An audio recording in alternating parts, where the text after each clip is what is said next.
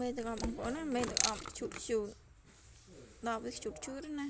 ហើយចង់និយាយថាមកក្លិនវាវិញឲ្យអ៊ូយតែម្ដងបងប្អូនហើយក្លិន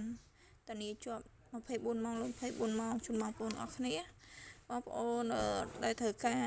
មេទាំងអស់បាញ់ទៅកម្មវិធីអីបែបហើយបងប្អូនហើយជាប់បានយូរហើយទៅតងជាមួយបងប្អូនបានស្មងបានទាំងអស់គ្នាបងប្អូនណាអានោះភេទបាញ់ហើយជាពិសេសលោកដាក់ផុតបងប្អូននេះ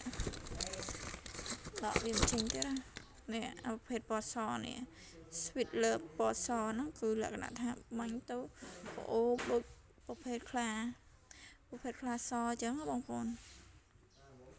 ត្រូវការអីឲ្យកំងបានតម្លៃធូរថ្លៃទាំងអស់បងប្អូនណាថ្លៃបងប្អូនគឺលក់តម្លៃធូរថ្លៃអីវ៉ាន់ចង់និយាយថាអីវ៉ាន់គ្រប់បុកទាំងអស់គឺបងប្អូនលក់ក្នុងតម្លៃក្រោម5រៀលទាំងអស់បងប្អូនណាក្រោម5រៀលតម្លៃបងប្អូនអត់ដល់20000ទេក្នុងនិយាយរួមគ្រប់មុខទាំងអស់ដែលបងប្អូនលក់គឺតម្លៃធូរថា10000ជាងអីបងប្អូនណាតម្លៃបងប្អូនណាអត់ដល់20000ទេតម្លៃអីវ៉ាន់បងប្អូនយកចូលមកលក់ឲ្យបងប្អូនទាំងអស់គ្នាគឺសិតតែជាអីវ៉ាន់ដែលមានគុណភាពហើយតម្លៃធូរថ្លៃជូនបងប្អូនទាំងអស់គ្នាបងប្អូនដែលធ្លាប់